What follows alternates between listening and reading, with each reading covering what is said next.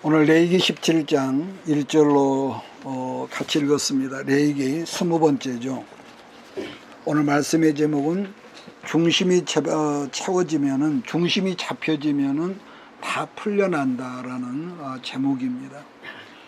우리는 예수 안에 있지만은 세상 속에서 우리가 살아가기 때문에 늘 세상이라는 환경 속에서, 사람 속에서, 또 물질 문제, 여러 가지 부부 갈등, 그런 것으로 해서 분명히 믿음 안에 있지만 흔들릴 때가 있거든요. 자, 그럴 때 우리가 어떻게 하느냐. 그래서 오늘 말씀을 좀 중심, 센터에 두고 오늘 말씀을 증거하기로 하겠습니다. 성경은 여러분 사람을 창조하실 때에 하나님의 형상대로 만들었다고 그랬습니다. 그러면은 왜 하나님은 사람만큼 하나님의 형상대로 만들었다고 그랬을까? 아마 수많은 하나님의 그 피조물 중에서 오직 인간만이 하나님의 뜻을 성취할 수 있었기 때문에 당신의 모양으로 만들었을 거라는 거죠. 그래서 여기서 사실 성취라는 말은 뭐라 할까요? 한 문자로 실현이라는 그런 의미인데, 예를 들어서 보세요. 나는 음악을 좀 좋아하죠. 자, 그런데 문제는 악보를 모른다는 거예요. 악보를 몰라. 세상에 없는 귀한 악보라 할지라도 그 악보를 만든 사람이 그럼 언제 영광을 받느냐 한다면은, 만들어준 악보들을 연주할 줄을 아는 사람을 만났을 때 굉장히 기뻐하고 영광을 받는 거죠. 하나님도 마찬가지로 이 세상에는 수없이 많은 사람이 있지만은 하나님 당신의 뜻을 실천하고 그 말씀을 이룰 줄 아는 사람을 만났을 때 하나님께서 기뻐하시고 그 사람을 통해서 영광을 여러분 받으신다는 것. 마찬가지로 기가 막힌 같은 말이죠. 설계도가 있을지라도 그 설계도대로 건축할 줄 아는 사람이 하나님 앞에 나타났을 때에 설계자는 영광을 받을 것인데, 그것을 실현이라고 그러죠. 그래서 하나님은 자, 표만 다를 뿐이지 어느 시대였든지 당신의 설계도대로 건축할 줄 아는 사람, 악보대로 연주하는 사람을 찾으셨다는 점인데, 우리가 여러분 출애굽기 맨 뒷부분을 보면은 하나님께서 모세에게 이렇게 하라고 하셨으며 모세는 그 말씀대로 성막을 지었다라는 그 표현이 있습니다. 지금도 하나님께서 여러분과 내게 말씀으로 명령하셨다면 우리는 삶으로서, 살아가는 삶으로서, 또 예배자로서 그 말씀대로 사는 사람이라 한다는 것인데, 하나님 말씀이 우리들 심령에 뿌리를 내린다는 것이 뭐냐 하면은, 아까 오늘 제목이죠. 우리 중심 속에 평소에는 항상 왔다 갔다 하는 그 사람이 중심이 잡혔다는 것. 이게 성경으로 말한다면은 하나님 중심으로, 예배 중심으로 우리가 변화가 된다는 거죠. 성경은 말씀으로 살지 않은 인생을 뭐라고 그랬냐면은 헛된 인생, 전도서 이 표현대로 한다면은 바람을 잡는 인생이라는 것인데, 뭐가 헛되냐면은 이럴 것입니다. 아마 죽어라고 삽질을 하지만은 실질적으로 아무것도 얻지를 못한 인생이 오늘 말씀드린 중심이 없는 인생이고, 중심이 없는 인생이라는 건 뭐겠습니까? 결국은요, 흔들리다가 무너지고 만다는 거. 우리 기독교의 3대 강령이라는 말이 있습니다. 강령이 있는데, 첫째는 오직 성경, 두 번째 오직 믿음, 세 번째 오직 은혜인데요. 그러니까 이것은 오직이라는 말을 제가 3번이나 했는데, 오직이라는 건 뭐냐면은 실제로 다른 대안이 없는, 뭐라고 할까요? 중심이 잡혀지지 않는 인생이다. 그렇게 되겠죠. 제가 옛날에 신학교를 다닐 때 배운 거지만은 그때는 하나님 중심, 예배 중심, 그리고 성경 중심이라고 그랬습니다. 그런 점에서 그 사람의 신앙생활의 열매들이 나타나 보인다고 하는 것은 이렇습니다. 이거 누구나 똑같은데요. 지금까지는 자기 감정, 자기 느낌, 자기 멋대로 살던 사람이 어느 순간부터 말씀 중심, 예배 중심으로 바뀌어진다는 거죠. 사실 우리들은요, 연약한 인생이기 때문에 평소에 내가 말씀대로 산다 그렇게 말은 하면서도 어떻습니까? 시시때때로 우리는 환경 때문에, 사람 때문에, 물질 문제, 부부 문제, 여러 가지로 우리는 늘 흔들리다가 넘어질 일들이 있거든요. 그럼에도 불구하고 예배 중심적인 사람은 뭐가 있느냐? 어떤 일이 있을지라도 항상 예배를 붙든다는 겁니다. 또 같은 말 같은 의미겠지만은 주일 중심의 사람은 어떤 일이 있을지라도 주일 중심이고 예배 중심이지만은 그러나 똑같은 사람도요, 그 중심이 없는 사람, 중심이 고장난 사람은요, 주일날도 7일 중 그냥 하루라는 개념, 일요일이라는 개념뿐이다라는 거죠. 즉 뭐라 할까요? 여러 날 중에 하나일 뿐이라는 거. 자, 반복합니다. 그래서 신앙이 살아있다고 하는 말은 예배 중심, 말씀 중심으로 살아있다, 이렇게 말이 되겠죠. 그런 점에서 오늘 본문 3절부터 보면 어떤 말씀이 나오냐면은 우리가 아는 대로 그 당시는 어떤 농경 시대가 아니라 조상대대로 목축을 하던 그런 시대 아니겠습니까? 그런데 그래서 소를 잡거나 다른 짐승을 잡거나 그 밖에 어떤 일을 한다 할지라도 반드시 어떻게 하느냐, 그러니까 그전에는 중심이 하나님으로 채워지기 전에는 내 마음대로 했는데 반드시 뭐가 있느냐, 회막문 앞에 짐승을 끌고 와서 애물을 드리고 난 다음에 짐승을 잡으러 가겠다는 거. 이 말씀을 신약으로 옮긴다면 고린도전서 10장에 있는 말씀인데요, 31절인가 보면은 그게 뭐라겠습니까? 그런즉 너희는 먹든지 마시든지 무엇을 하든지 다 하나님의 무엇을 위해 살라고 그랬습니까? 영광을 위해 살라고요. 이 말씀은 사실 레위기 17장 말씀하고 연결된 말씀이라고 보거든요. 다시 말하면은 중심이죠, 중심. 지금도 이스라엘 사람들은 모세 오경 중에서 제일 중요한 성경을 레위기라고 하는데, 왜냐하면은 신앙의 중심을 잡아주는 성경이 레위기이기 때문에. 그런데도 우리는요, 레위기를 좀 터부시하죠. 그래서 흔한 말로 다른 성경을 읽으면 괜찮은데 레위기를 읽으면 벌써 하품이 나고 졸음이 온다는 거죠. 왜? 의미를 모르니까요. 의미를 모르니까. 자, 그런 까닭으로 지금도 이스라엘의 자녀들이 태어나면은 부모들은 언제나 다른 성경이 아니라 레위기를 항상 자녀에게 가르치고 같이 읽은다 그러거든요. 그래서 사실 창세기는 우리가 아는 대로 시작과 타락의 책이고 출애굽기는 죄악 세상으로부터 여러분 구원받는 성경이라면, 민수기는 뭐겠습니까? 구원받은 하나님 백성들이 광야라는 불편한 환경 속에서 하나님의 사람을 훈련받는 교과서를 민수기라고 그러고, 그 신명기는 뭐냐, 지금까지 있었던 말씀을 다시 한번 반복 요약하는 말씀인데, 너희가 이렇게 살면은 하나님께 복을 받는다, 이게 이제 되거든요. 그러니까 이스라엘이 광야에 있을 때에 여러분 우리가 성경을 봤지만 하나님의 성막, 회막이 어디에 있었냐면은요, 동서남북에 이스라엘 세 지파가 이렇게 있었거든요. 세 지파씩 있었는데 그 12지파 한가운데 중심, 그 센터가 하나님의 성막이 항상 있었거든요.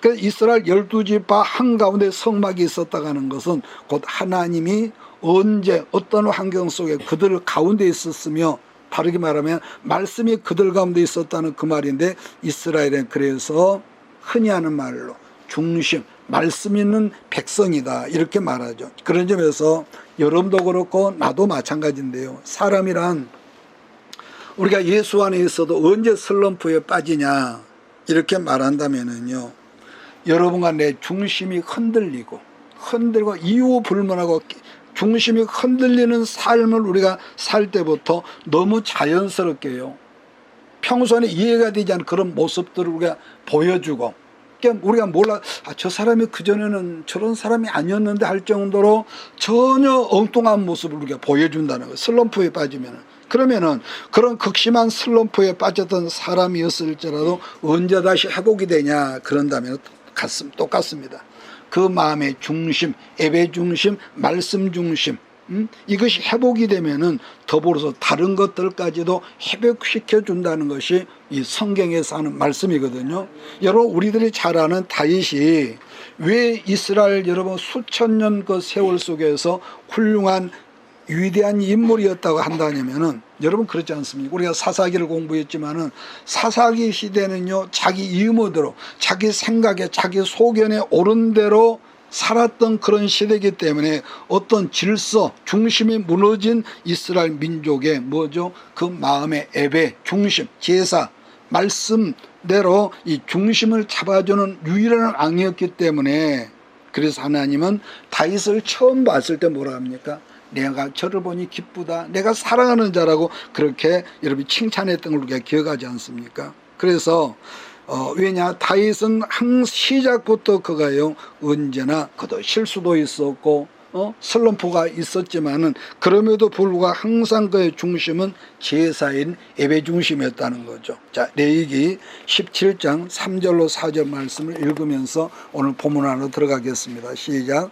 이스라엘 집의 모든 사람이 소나 어린 양이나 염소를 진영 안에서 잡든지 진영 밖에서 잡든지 먼저 해망문으로 끌고 가서 여호와의 장막 앞에서 여호와께 예물로 드리지 아니하는 자는 피 흘리는 자로 여길 것이라. 그가 피를 흘렸은즉 자기 백성 중에서 끊어지리라. 여러분, 그런 점에서 성경마다 제사는 제사였지만 굉장히 하나님께서 나쁘게 여기는 제사가 하나 있어요. 그게 뭐냐면요, 제사는 제사인데 산당에서 드린 제사가 있었습니다. 여러분, 산당에서 드린 제사가 뭐냐면은 분명히 하나님께서 회막을 세워놓고는요, 회막, 곧 성막 중심으로 여러분 예배 제사를 드려야 하는데, 그게 아니라 이게 신앙이 변질이 되고 중심이 흔들리니까 자기들이 살고 있는 동네 앞에 동산에 올라가서 드렸는데, 주로 큰 바위나 아니면 큰 고목나무나 또는 성경에 자주 나오는 상수리 나무 앞에서 이 조그맣게 산당을 지어놓고 거기서 제사를 드렸다는 거죠. 사실 산당 제사를 가는 것은 우리가 볼 때는 거기서도 예수 이름으로 드리는데 이렇게 말할 수가 있죠. 그런데 실제로 산당 제사가 이스라엘 역사를 보면은요, 이방 문화에서 들어온 거란 말이에요. 그래서 하나님은 이스라엘 민족이 가나안 땅에 들어가기 훨씬 오래전부터 이 광야에서부터 가나안 땅에 들어가거든 모든 원주민들을 싸그리 죽여라. 자, 이것을 일반 세상 사람들은 그런 하나님이 무슨 잔인한 하나님이 있냐 그랬는데요. 그럼 왜 그랬겠느냐? 여러분, 이스라엘 백성은요, 하나님께서 아주 여러 종자 중에서 아주 엄선하신 하나님의 종자요, 하나님의 씨앗인데, 이방 문화랑 우리가 지난 시간에 곰팡이, 여러분 문둥병을 보았지 않습니까? 그런 전염성 있는 곰팡이가 당신께서 엄선하신 종자의 오염이 될까봐 하나님께서 염려하셨다는 것. 즉 중심성을 파괴한 어떤 다른 이방 문화는 하나님이 그걸 악하게 보셨다는 거죠. 그렇다면 여기서 우상이라는 뭐냐? 특히나 이스라엘이 광야에 나왔을 때요, 처음 만든 것이 뭐였습니까? 금송아지 우상이었거든요. 모세가 그것은 시내산 올라갔다가 40일 만에 내려온다고 그러는데 약속하던 시간에도 모세가 안 내려온단 말이에요. 그러니까 사람들 어떻게 했습니까? 자기들을 그렇게 카리스마 있게 인도하던 여러분 지도자가 보이지 않으니까 혹시 죽었는지 몰라, 이래서 불안했다는 거죠. 불안해. 그런데요, 여러분, 우리가 늘 말씀 예배 이렇게 하나님 하지만은 우리가 살다가 어느 순간 갑자기 불안해질 때, 불안이 우리가 올 때가 있거든요. 내가 왜 이러지? 그러면서도 이상하게 내 마음에 불안이 있을 때가 있어요. 그런데 사람은요, 누구든지 이렇게만 놔도 여러분도 사람이 불안하면 반드시 두 가지 중에 하나를 선택하거든요. 뭐냐면은, 어떤 사람은 내 마음이 지금 이상하게 불안은 하지만은 하나님 중심으로 더 가까이 다가가는 사람이 있고, 또 그래서 불안해서 나는 불안하다 보니까 하나님, 나는 금방 지금 죽을지라도 주님밖에 없다면서 주를 붙드는 것인데, 그래서 사실 불안이라고 하는 것은요, 평소에 하나님 중심으로 훈련이 되어 있는 사람은 금방 곧 숨 넘어가 죽을지라도 하나님께로 점점 더 다가가다가 그래서 그 불안과 걱정과 염려 때문에 도리어 그 중심이 훨씬 더 건강하게 살아나는 그런 경우가 있지만, 그런데 우리가 성경을 모세가 시내산에 하나님께로 올라가서 자기들 생각대로 내려오지를 않으니까 어떻게 합니까? 아론에게로 얼른 달려가서 금송아지 우상을 만드는 걸 우리가 기억한단 말이에요. 그들이 만들어도 금송아지 우상이라는 것은 뭐겠습니까? 이 우상이 곧 하나님이라는 것, 눈에 보이는 하나님.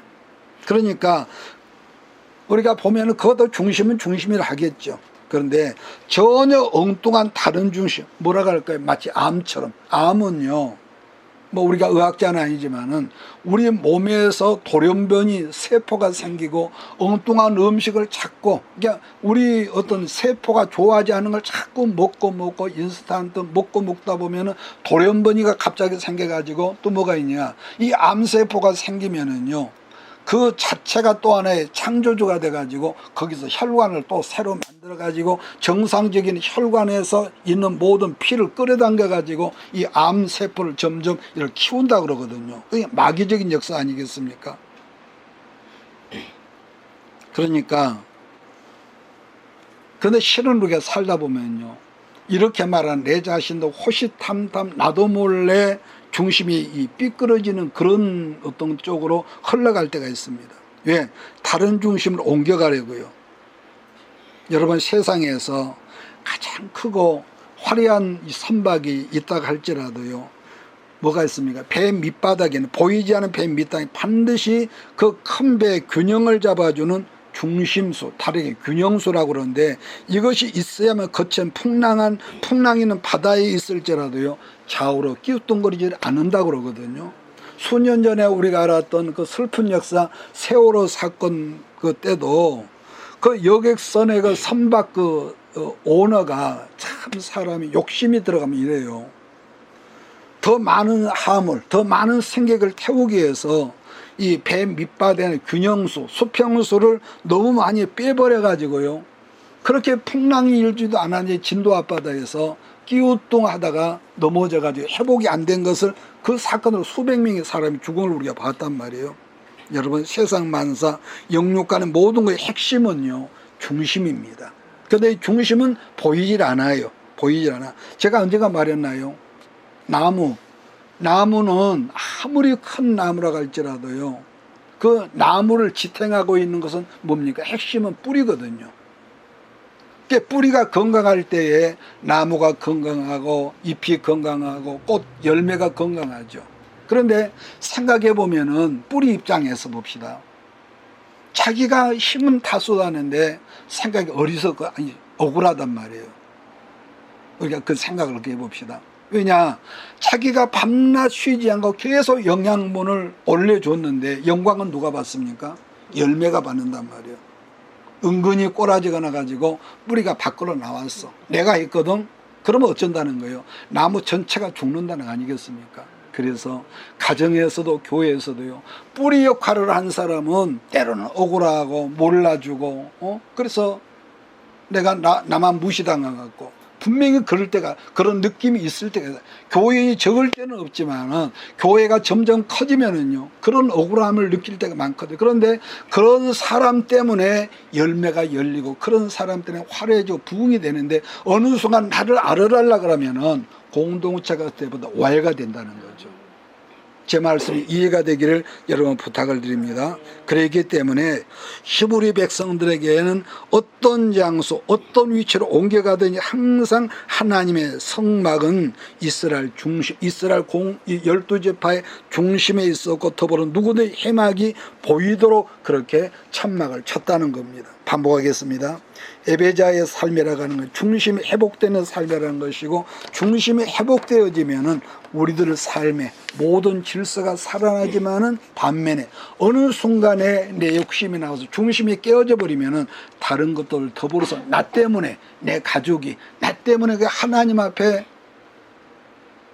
어떤 경우는 가정에는 남편이 하나님 앞에 가까이 간 경우가 있고 어떤 경우는 별로 희말거리도 없고 그런 이 아내가 여자가 하나님 앞에 나가 있는 사람이 있거든요.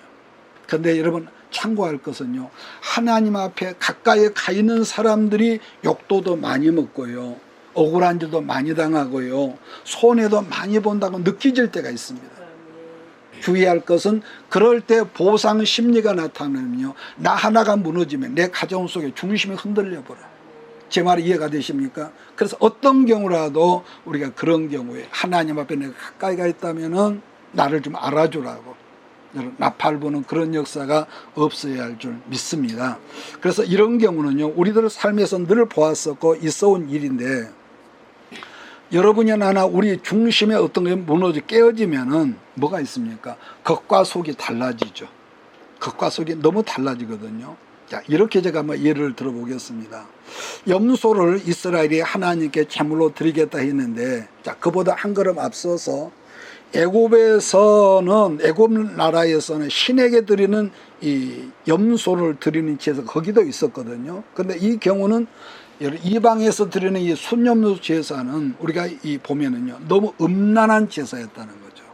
제사는 제사인데, 그래서 우리가 고린도서를 우리가 공부해둔 게 있습니다만은, 그때는 제사의 사제들이 전부 다 여성이었다면 쉽게 말하면 창기들이었어. 근데 문제는 문화가 어떤 문화냐, 제사를 집례하는 이 사제들의 여자들과 더불어서 제사 드리는 사람들이 성관계를 하고 나면 복을 받는다. 이런 이 귀신 고갈 이 문화가 그 시대 문화, 그래서 음란한 문화란 말이에요. 그러니까 겉으로는 하나님께 제사의 제물로 순염소를 드리면서도 머리로는 뭐가 있겠습니까?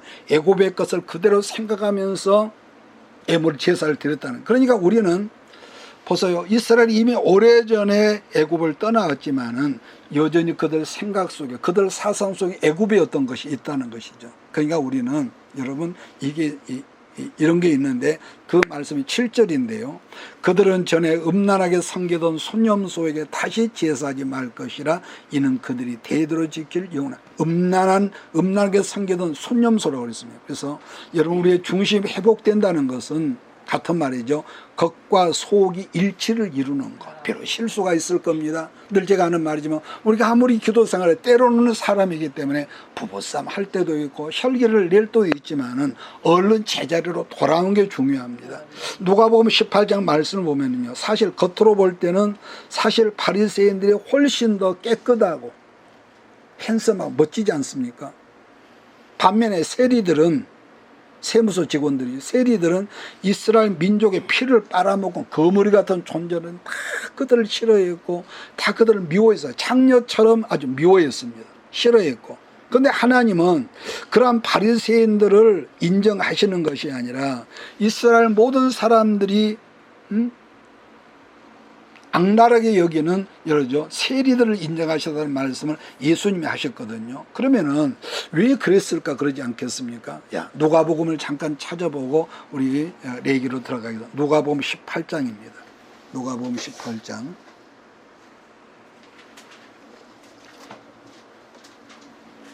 12절로 14절입니다.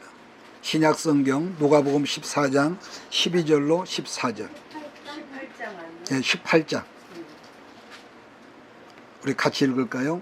나는 일에 2번씩 금식하고 또 소득의 11조를 드리나이다 하고, 세리는 말리 가면 눈을 들어 하늘을 쳐다보지 못하고 다만 가슴을 치며 이르되 하나님이여 불쌍히 여기소서 나는 죄인이로소리다 하였느니라. 내가 너에게 이르노니 이에 저 바리새인이 아니고 이 사람이 의롭다 하심을 받고 그의 집으로 내려갔느니라. 무릇 자기를 높이는 자는 낮아지고 자기를 낮추는 자는 높아지리라 하시니라. 보세요. 자기 스스로가 죄인인 걸 아는 사람과 자기 스스로 의인인 걸 아는 사람의 차이점을 예수님 말씀하셨거든요. 자, 오늘 본문 말씀과 연결을 한다면은, 자, 똑같은, 여러분, 이 속 사람은 똑같은 죄인이죠. 근데 겉은 뭐죠? 거룩한 의인인 채 했다는 것이죠. 그러므로 하나님 앞에서 항상 해야 하는 우리의 고백은, 하나님 나는 더럽습니다. 나는 씻었다고 그러니 더럽습니다. 하나님, 나는 하나님 앞에서 이미 예수께서 용서를 받았지만은 나는 여전히 죄인입니다. 나는 하나님 앞에 병들었다는 것을 나는 고백합니다. 그런데 이 고백이 어떻게 보면요, 위선적인 사람이 굉장히 어리석은 것 같지만은요, 실제로 하나님 앞에 정말로 건강한 고백인 것을 여러분 나는 믿습니다. 그래서 다르게 말한다면은 나의 겉모습과 이 고백이 하나가 되라는 그게 중심이 건강한 사람이라는 거. 사실 레위기 성경은 구약 성경 전체 큰 그림이거든요. 알고 보면은. 그 다음에 모든 성경 거기에다가 뭐라고 할까요? 살을 붙인 성경들이 역사서이고 여러분 선지서고 시가서고요. 그렇기 때문에 우리가 성경을 몇 번 읽은 것도 중요하지만은 모세 오경을 우리가 모르면은 시편에서 시편 기자가 왜 그런 찬송을 했는지를 우리가 이해가 안 되는 거죠. 그러니까 알고 보면은 모세의 오경 말씀을 찬송한 게 시편이라는 것인데 인생의 삶을 사는 내용 그 이야기가 시편이요. 시편. 쉽게 말한다면 자기가 이렇게 살았더니 이런 찬양이 나오더라는 고백이 여러분 시편이라는 거죠. 여러분 우주 만물에는요 반드시 구심력과 원심력이 있는데 만약에 똑같은 말 지금 계속 반복하거든요. 어떤 균형이 깨져버린다면은 모든 다른 것들은요 그때 뭐 혼돈이 옵니다. 혼돈. 그래서 여러분들이 기도할 때 아무리 그럴싸한 내용으로 하나님께 기도를 했다가 할지라도 내가 살아가는 넘어지고 또 자빠지고 그런 진솔한 삶의 고백이 없는 자기 중심에 벗어난 고백은요 결국은요 바리새인들이 여러분 그 욕먹었던 것처럼 우리 또한 여러분 그렇다는 것 아니겠습니까? 오늘 본문 성경을 보면은 거류민이 나오죠. 근데 사실 거류민이라는 것은 이스라엘 백성이 아니라 이방인들, 자 출애굽기에서는 민수기에서는 잡족이라고 그랬는데요. 그런데 이스라엘 백성인 하나님 뭐라 해? 너희들 백성, 너희 이스라엘 백성인 너희들 중심이 살아있으면 이방인들이 너희를 따라서 너희 때문에 구심점 안으로 들어온다는 그런 말씀인데요. 8절 9절을 제가 있습니다. 너는 또 그들에게 이르라 이스라엘 집 사람이나 혹은 그들 중에 거류하는 거류민이 번제나 제물을 드리되 해망문으로 가져다가 여호와께 드리게 하냐면 같은 말이죠. 아까 그 백성 중에서 저주보다 끊어진다는 거. 그러니까 뒤집어서 이 말씀을 다시 본다면은 해망문 앞에서 예물로 드리지 않는다면은 하나님 백성 예물을 드린다면은 하나님 백성이 된다는 말씀인데, 즉 이방 백성들조차도 이 말씀대로 살면은 너희 때문에 그들이 끊어지지 않게 된다는 그런 말씀인 거죠. 그러니까 결론은 하나님 앞에서 우리 중심이죠. 그러나 세상은 끊임없이 우리 중심이 깨어지고 무질서에서 엉뚱한 다른 세상 중심을 만들려는 것인데, 그것이 알고 보면 아까 말한 대로 우상 숭배거든요. 사람의 누구든지 하나님 앞에 중심이 바르게 서지 않으면은 필연적으로 뭐가 있습니까? 자기가 원하는 금송아지 우상을 꼭 만들려고 한단 말이에요. 이건 그 사람이 나쁘고 내가 좋아서가 아니라 인간은 원래 죄성이 강하다. 우리가 아무리 예수 믿고 직분자가 되고 기도를 해도요 어느 순간에 우리 안에는 암세포가 된 죄성이 있기 때문에 순간적으로 우리 눈이 헛던 대로 간단 말이에요. 그러니까 겉으로는 하나님 앞에 나는 염소란 제물을 드린다고 말은 하면서도 실상은 애굽적인 것을 붙들고 살려고 하는 이런 이중적인 것이 우리 있단 말이에요. 그런데 이러한 현상은 혼합이 아니라 중심이 깨어지는 현상이기 때문에 아까 제가 여러분 암이라는 그 원인이 그랬다지 않습니까? 처음에는 건강한 세포인데 엉뚱한 음식을 자꾸 우리가 먹는다든지 또 스트레스를 뭐 염려하지 않아도 어차피 시간이 가면 되는데 자꾸 그 염려 하나 붙들고 있으면은 우리 안에서 이 반란이 일어나. 그것이 암세포라는 거죠. 여러분 9월도 이제 중순으로 들어가고 있는데, 여러분이 하나님의 사람이라면은 나의 중심이 지금 나는 말씀 쪽으로 흘러들어가고 있느냐, 아니면 나의 소원, 나의 욕심으로 금송아지를 만들려고 하는 것으로 아닌지를 늘 말씀 안에서 여러분 스스로가 살펴볼 수 있기를 주의로 부탁을 드립니다. 보편적으로 나의 이익을 위해서 그 중심이 깨어지는 쪽으로 우리는 행동하려고 하는 본질적인 것이 있단 말이에요. 그렇다면은 말씀에서 벗어난 결정한 대로 살아보자고요. 자, 이것은 제가 지금까지 살아오면서 여러 번 경험을 했던 건데요. 어느 순간 우리가 살려면 사인을 주세요. 너 그러면 안 돼. 여러 가지 인간관계 속에 이런 사인을 주시거든요. 그런데 결국 우리는요, 그 사인으로 여기지 않고 내가 살아온 습관, 세상에 살던 사람들의 어떤 걸 따라가다 보면요, 사인은 몇 번은 주시는데 결국은 어느 한순간에 우르르 이렇게 무너지는 그런 안타까운 체험을 여러분 하게 되더라는 거죠. 그래서 오늘 우리가 잠언식으로 우리가 말씀을 한다면 지혜가 뭐냐 한다면은 삶이 조금은 중간중간 불편할지라도 그 불편을 감수하면서 여러분 받아들이면은 모든 일에 합력하여 선의 역사가 여러분과 우리 모두에게 나타날 걸 믿습니다. 자, 레위기 17장 10절로 11절 말씀 보면서 오늘 말씀을 정리하겠습니다. 10절 이스라엘 집 사람이나 그들 중에 거류하는 거류민 중에 무슨 피든지 먹는 자가 있으면 내가 그 피를 먹는 그 사람에게 내 얼굴을 대하여 그들 성 중에서 끊으리니 육체의 생명은 피에 있음이라. 내가 이 피를 너에게 주어 제단에 뿌려 너희의 생명을 위하여 속죄하게 하였나니 생명이 피에 있으므로 피가 죄를 속하느니라. 여러분 사람은 늘 재물을 추구합니다. 그런데 실상 우리가 국제사회도 보지만 가난하면은요 유엔이라는 데서도요 발언권이 없지 않습니까? 그래서 재물은 필연적으로 우리가 있어야 한다고 그러죠. 그런데 결론은 또 이게 있습니다.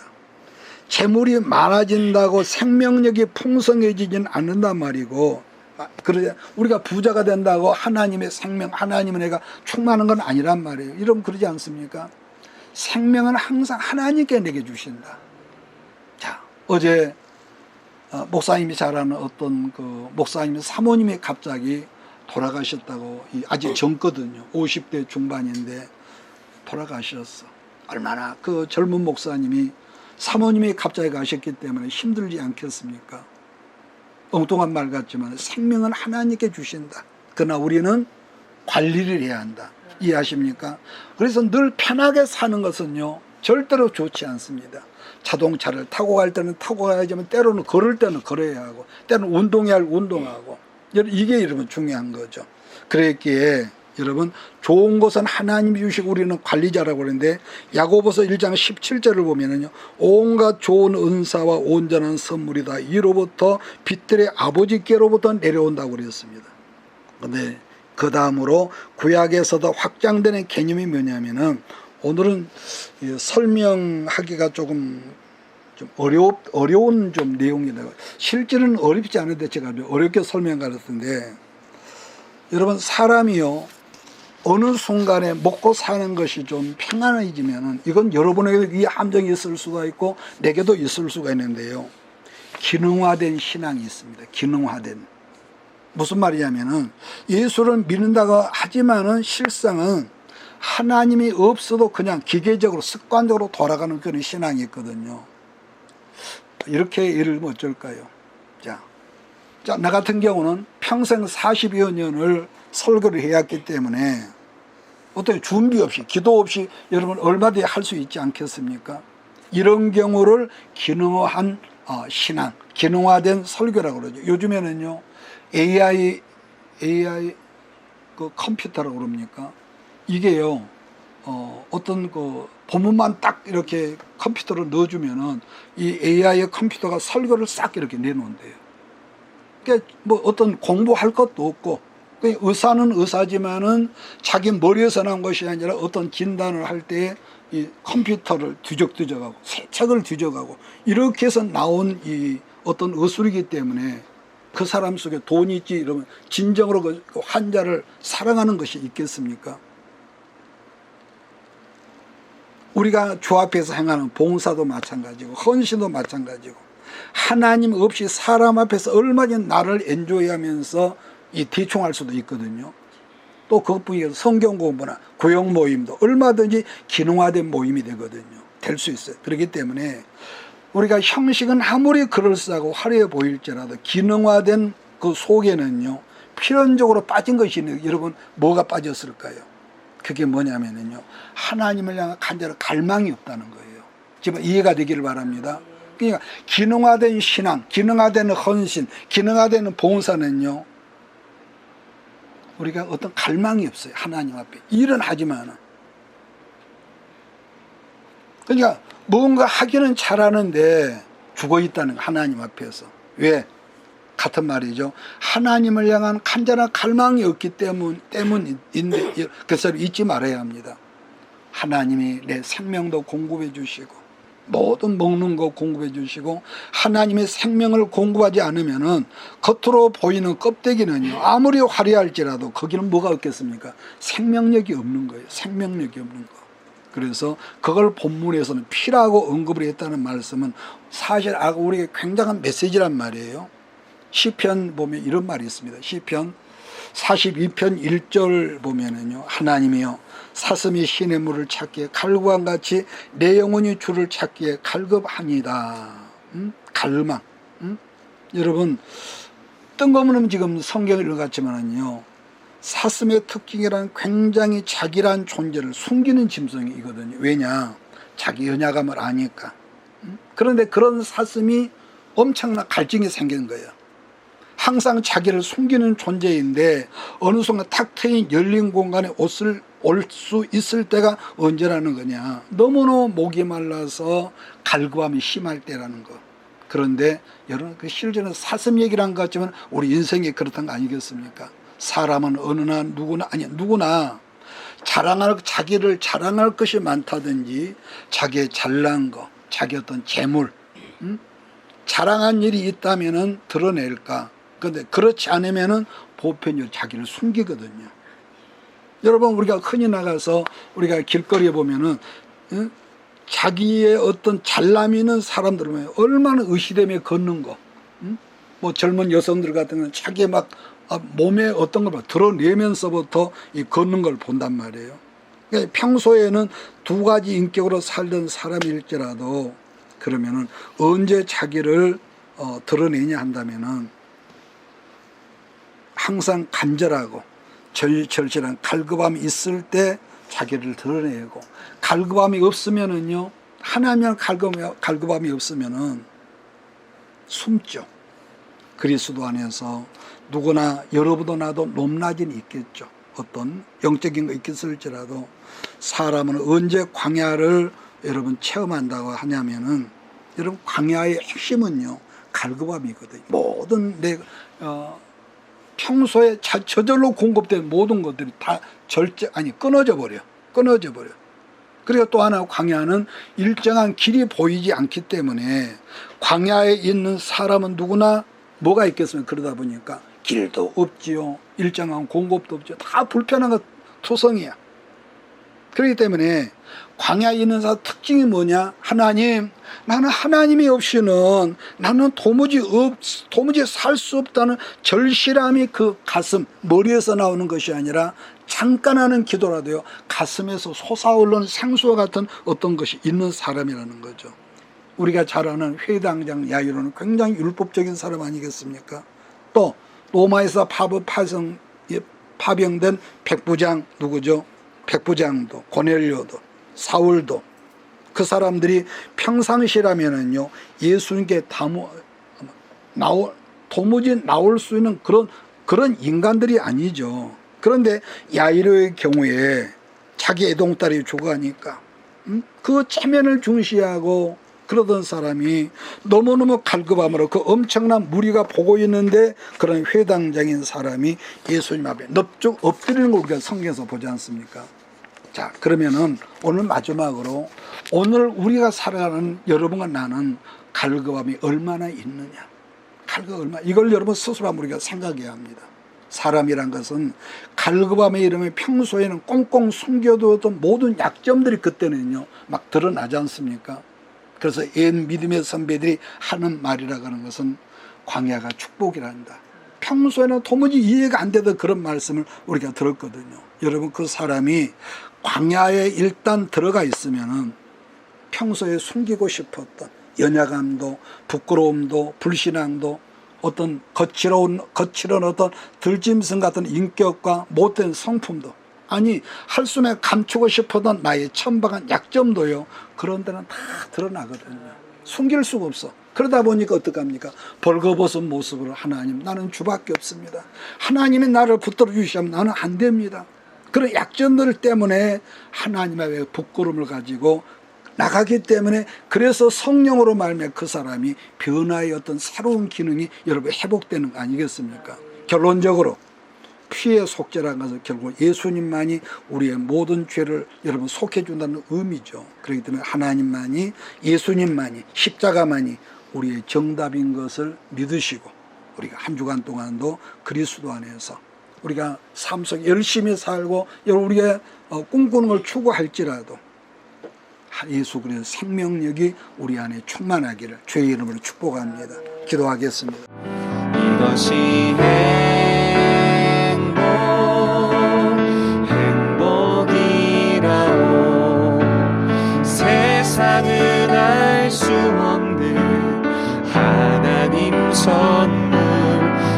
다시